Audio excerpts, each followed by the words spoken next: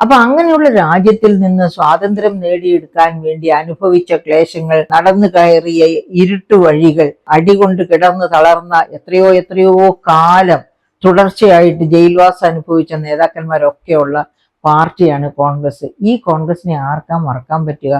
ആർക്കാണ് തള്ളിക്കളയണമെന്ന് തോന്നുക? അങ്ങനെ തോന്നുന്നെങ്കിൽ അവരല്ലേ ഈ രാജ്യവിരുദ്ധരെക്കെതിരായി സംസാരിക്കുന്നവര്.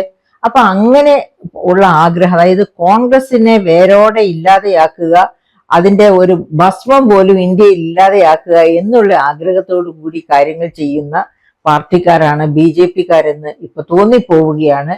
ഈ തൊഴിലുറപ്പ് പദ്ധതിയുടെ Mahatma Gandhi national employment guarantee scheme എന്നത്, റൂറൽ എംപ്ലോയ്മെന്റ് സ്കീം എന്ന ആ സ്കീമിന്റെ പേര് പോലും വെട്ടിമാറ്റി പുതിയൊരു പേര് കൊണ്ടുവരുന്നു.